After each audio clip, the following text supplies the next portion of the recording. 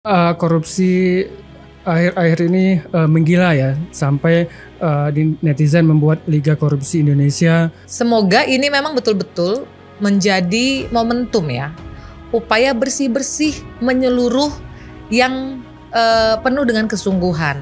Karena itu kita masih harus tunggu lagi bagaimana Presiden Prabowo juga akan menuntaskan kasus korupsi lainnya yang masih dalam penyelidikan maupun ya barangkali yang akan terjadi juga nantinya.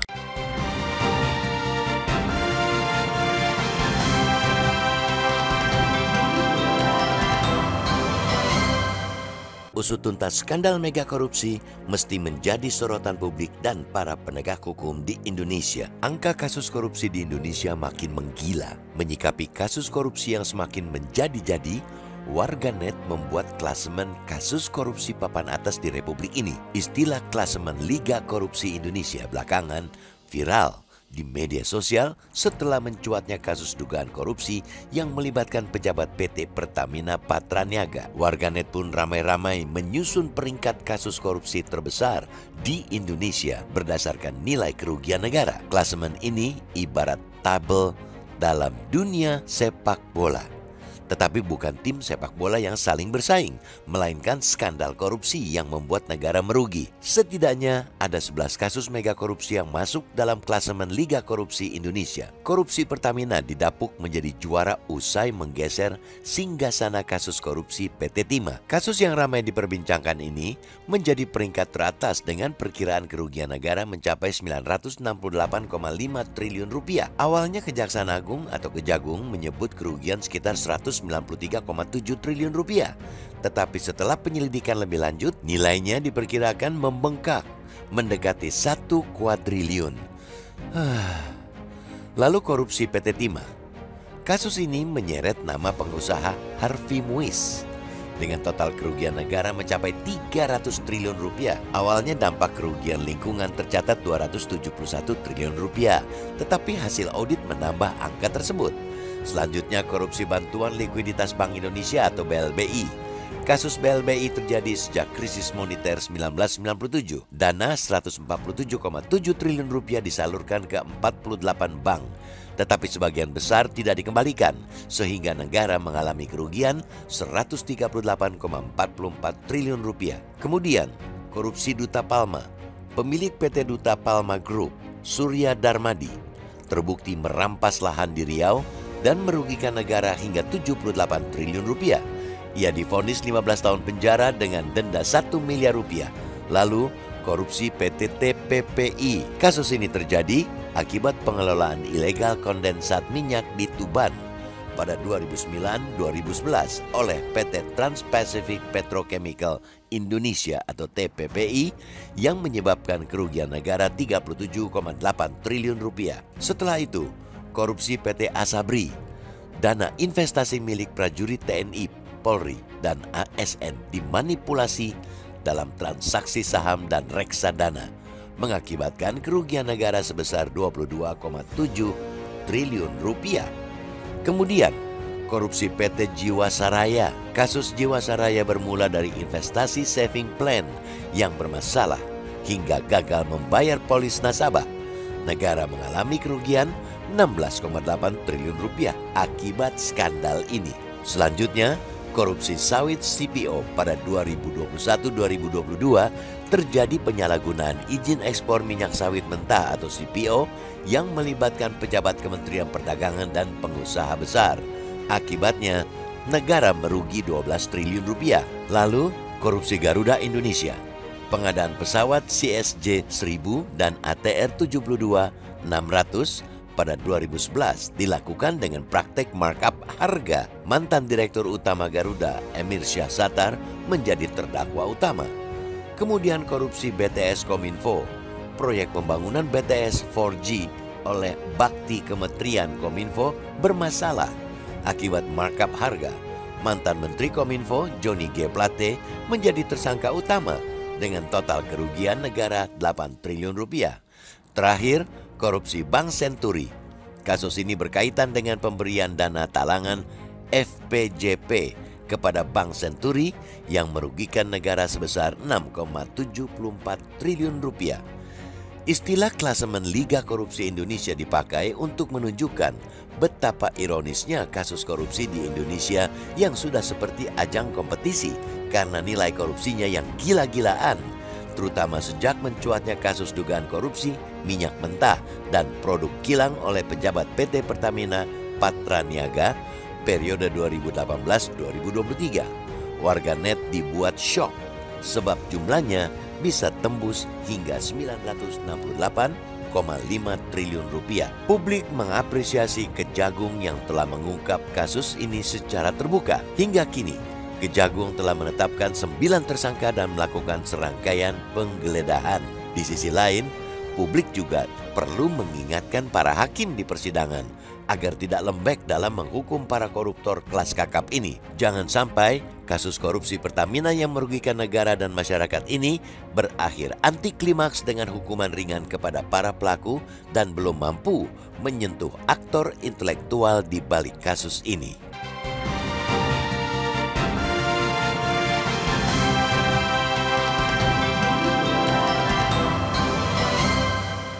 Halo Sobat Lampung Pos, jumpa lagi kita di Bedah Tajuk Lampung Pos. Bersama saya Ricky Marley. Saya Wandi Barboy Silaban. Saya Delima Natalia Nabitupulu. Oke, sebelum kita membahas lebih lanjut, aktifkan lonceng dan subscribe agar Anda tidak ketinggalan informasi dari kami.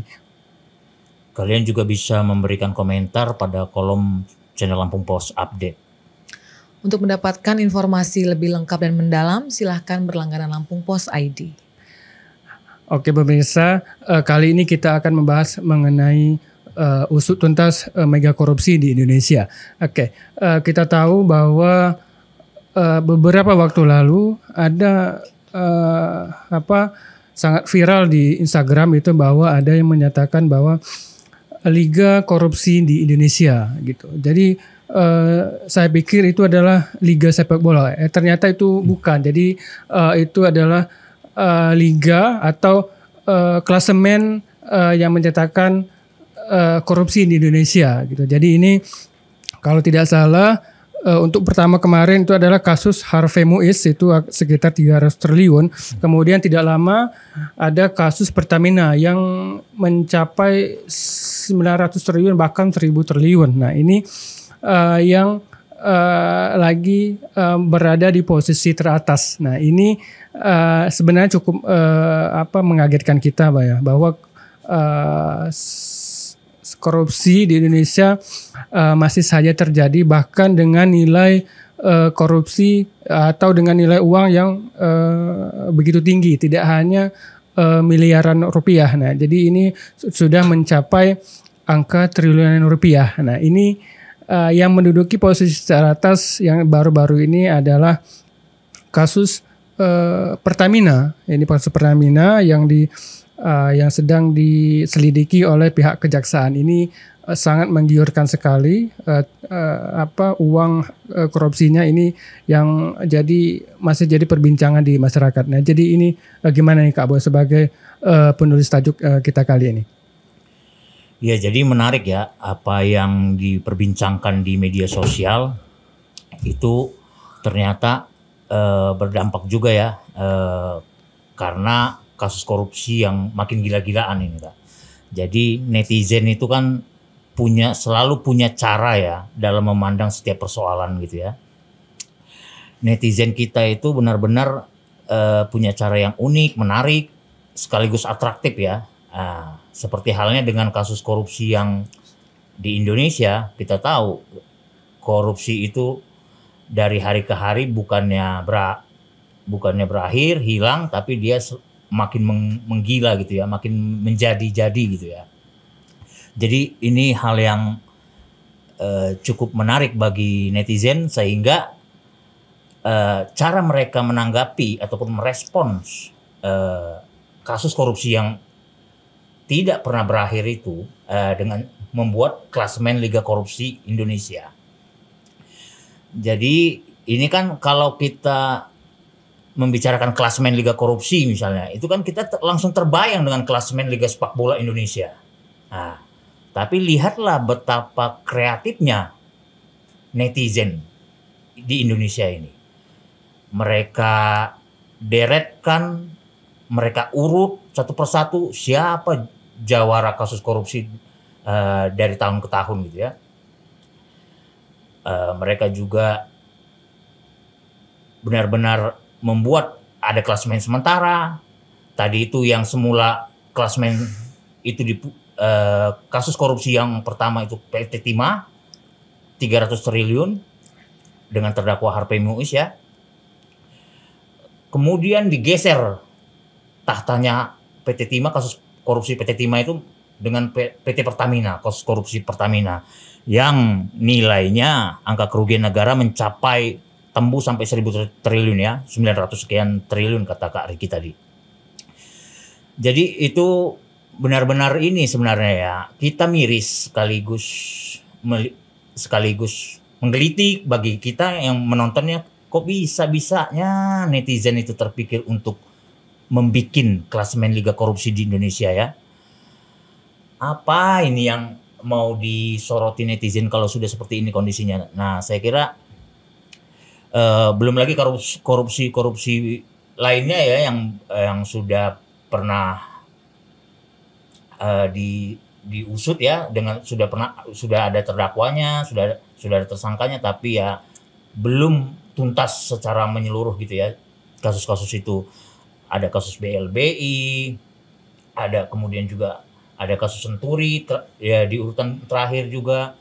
Itu kan benar-benar menyita perhatian publik semua ya, kasus-kasus korupsi yang ada sebelumnya. Kemudian juga jangan lupakan kasus BTS, Kementerian Komunikasi dan Informatika ya. Nah, itu semua kan benar-benar ini ya, benar-benar membuka mata kita gitu ya. Kasus korupsi yang ada ini benar-benar tidak dihilangkan oleh netizen, tidak ditiadakan, tapi dia kasusnya terus bergulir. Nah, mengenai kasus korupsi PT Pertamina ini kan memang bagaimanapun ini kan kasus yang luar biasa ya Kak. Karena kasus korupsi Pertamina inilah maka dibikinlah tadi itu ya semacam sindiran ya, semacam ironis netizen, warganet ya, melihat kondisi korupsi di Indonesia ya. Jadi tentu saja ini menjadi PR sebenarnya, PR bagi pemerintah, penegak hukum terutama sekali. Kenapa kasus korupsi itu bukannya berhenti, tapi kasus korupsi itu terus bergulir gitu ya. Nah, di masa awal Prabowo justru Presiden Prabowo justru inilah kasus korupsi yang paling terbesar gitu ya nilai angkanya. Kita berharap dari Presiden Prabowo yang baru menjabat sudah lebih dari 100 hari ya, ini benar-benar suatu momentum, tentu saja gebrakan baru dalam memberantas korupsi. Ini kita berharap banget Presiden Prabowo bisa melakukan hal tersebut. Karena itu kita masih harus tunggu lagi bagaimana Presiden Prabowo juga akan menuntaskan kasus korupsi lainnya yang masih dalam penyelidikan maupun ya barangkali yang akan terjadi juga nantinya. Ini yang kita soroti. Jadi saya kira itu sih dari saya. Ya, mega korupsi Pertamina itu memang sangat menyentak ya. Semua kita sepertinya menjadi korban. Tidak terkecuali karena kita kan adalah pemakai BBM ya teman-teman ya. Pemakai Pertalite. Dan sekedar pengalaman, saya sebagai korban juga, itu saya selama ini kalau pakai motor saya selalu isi biasanya Pertalite gitu ya. Tapi katanya Pertamax itu lebih baik untuk mesin motor. Saya melipirlah ke Pertamax. Ternyata setelah mengetahui ini ya gimana ya, mau kesel sama siapa gitu. Ternyata saya dibohongi. Jadi saya sudah menyisihkan uang lebih banyak. Saya tidak menambah beban negara dengan memakai BBM subsidi. Tapi ternyata saya justru dibohongi gitu. Saya seperti lagi pacaran tapi saya dikhianati, diselingkuhi gitu, nggak enak banget. Wajar kalau korupsi PT Pertamina ini memuncaki apa namanya tadi? Liga klasemen Liga Korupsi Indonesia. Ya gimana tidak? Kita tidak, kayaknya selama ini kita jarang yang memakai diksi kuadriliun itu, tapi ya pada mega korupsi ini ternyata angka kerugiannya itu diperkirakan mencapai 1 kuadriliun. Berapa itu nolnya saya nggak tahu. Dan segitu besarlah ternyata kerugian negara yang sudah dihabisi oleh oknum-oknum para petinggi di PT Pertamina dan Patraniaga dan anak usahanya ya. Seperti kanker yang menggerogoti tubuh, demikianlah juga korupsi ini. Dan sekarang yang semakin bombastis yang saat ini memang lagi happening ini, korupsi PT Pertamina ini yang benar-benar sudah ya meluluhlantahkan keuangan negara ya. Dengan jabatan yang dimiliki justru mereka itu, para oknum itu menyakiti kepercayaan masyarakat dengan kecurangan yang sulit lah ya dimaafkan ya. Udah banyak banget loh saya rugi, saya pribadi ya. Gak tahu teman-teman bagaimana. Tapi saya sendiri pribadi saya merasa gemes gitu, kesel. Kenapa sampai bertahun-tahun itu bisa berlangsung dan baru sekarang ini momennya. Tapi terima kasih kepada Bapak Presiden Prabowo, mungkin ya sedikit banyak ada kaitannya ya di bawah ke leadership beliau. Satu persatu mega korupsi terbuka ya, semakin kesini semakin besar, semakin kesini semakin besar. Sebelumnya kita berdecak kagum gitu ya dengan kerugian negara yang ditimbulkan oleh korupsi di PT Timah. Makin kesini kita makin geleng-geleng kepala nih, udah kayak bola salju, makin dikulik makin besar. Waduh, sebegitu parahnyakah kondisi di negeri ini saat ini gitu ya? Betapa memang orang-orang yang diberi amanah untuk memimpin BUMN yang harusnya bisa memaslahatkan kita semua, memaslahatkan negeri, tapi justru mereka lah tikus-tikus tanda kutip di lumbung BUMN itu sendiri. Jadi ya terima kasih kepada para netizen yang sudah membuat klasemen Liga Korupsi Indonesia. Ini harusnya menjadi tonjokan super keras ya kepada seluruh penegak hukum. Karena ya kita ini klasemennya bukan klasemen Piala Dunia atau klasemen korupsi loh gitu ya. Emang gak bisa ya kita membuat klasemen lain gitu. Kok korupsi yang muncul gitu. Kadang mau malu, kadang mau marah, kadang mau gemes. Tapi ya itulah Indonesia saat ini ya. Semoga ini memang betul-betul menjadi momentum ya. Upaya bersih-bersih menyeluruh yang penuh dengan kesungguhan. Oleh semua pihak termasuk Pertamina sendiri itu harusnya legowo ya. Dan membiarkan para penyidik untuk mengusut kasusnya sampai sedetail mungkin. Dan kita baru-baru ini juga trending teman-teman di media sosial bahwa Bapak Ahok yang juga dulu menjadi pejabat Pertamina itu ya siap menyatakan kesiapannya untuk memberikan kesaksian atau apapun yang dibutuhkan oleh penyidik. Walaupun juga ada protes dari beberapa orang, katanya kenapa nggak dari kemarin aja gitu ya, kenapa sekarang ini gitu, baru mau ngomong, kenapa kemarin saat menjabat tidak melakukan evaluasi atau audit gitu ya. Tapi nggak apa-apa lah, nggak apa-apa, lebih baik terlambat daripada tidak sama sekali. Memang seharusnya seperti kita di kantor saja itu ada audit internal ya teman-teman ya. Apalagi harusnya sekelas BUMN raksasa yang mengelola keuangan segitu besarnya. Jadi memang harusnya audit atau evaluasi dilakukan secara berkala dan sejujur-jujurnya, setransparan mungkin, seterbuka mungkin gitu ya. Tapi kenyataannya justru biasanya audit eksternal lah yang bisa menemukan kecurangan-kecurangan dan kejanggalan-kejanggalan. Inilah potretnya sebenarnya. Ya inilah kondisi BUMN kita saat ini. Apakah kita masih mau berharap? Gimana Kak Riki, menurut Kak Riki? Adakah masih harapan untuk BUMN? Atau justru ada BUMN lain yang sebenarnya belum kebuka nih boroknya? Iya, oke benar sekali Kak Del ya. Saya juga heran ya kenapa kok BUMN sekelas Pertamina itu korupsi gitu ya. Dari segi penghasilan saja sepertinya sudah besar sekali ya. Apalagi tersangkanya kan Dirut ya Kak Boy ya. Dirut Patra Niaga. Nah itu kalau misalnya dari segi penghasilan jangan kita tanya ya berapa gaji dia sebulan, Jangan. belum juga tunjangan dan lain fasilitas dan lain sebagainya. Nanti kaget jangan. Iya, kita kan tahu Pertamina kan berapa gajinya dan lainnya ya. Nah jadi kenapa kok Ratusan juta. dia korupsinya? Jadi Bekerja di Pertamina itu salah kurang satu apa impian lagi, ya gitu. kan. Iya jadi ketika kita melihat beberapa waktu lalu kan ada rekrutmen BUMN, nah gitu. Nah, ketika dia masuk ke situ, emang gajinya besar gitu. Apalagi ini adalah seorang dirut yang melakukan korupsi. Nah, jadi kurang apa lagi gitu.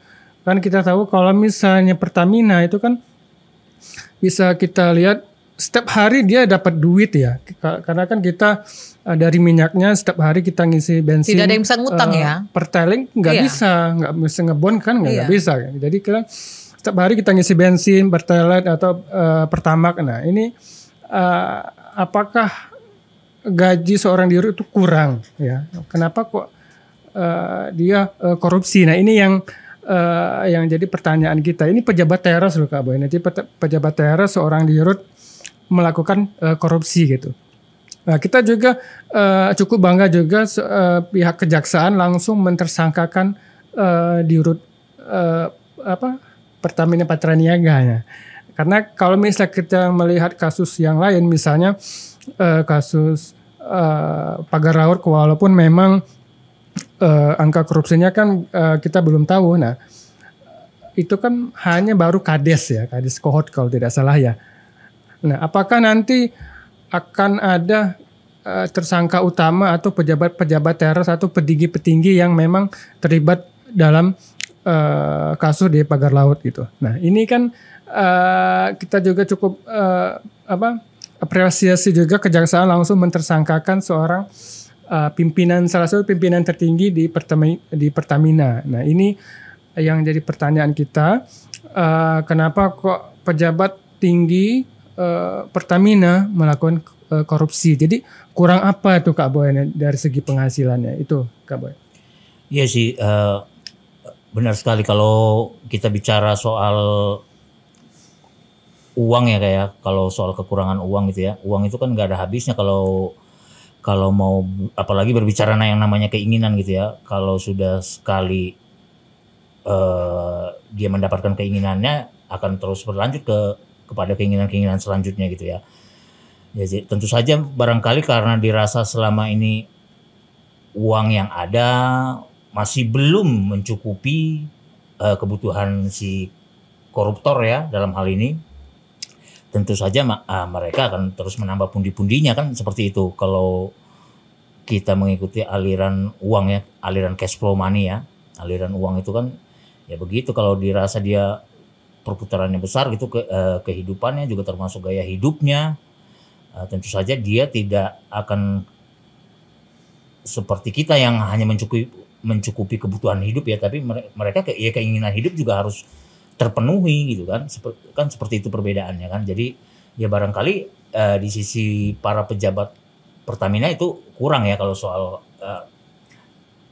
soal keuangan ya gitu. Jadi itu selalu begitu kalau kita bicara soal keinginan itu kan, bahkan memiliki dunia saja kita misalnya ada istilah kan, bahkan memiliki dunia aja keinginan itu masih kurang.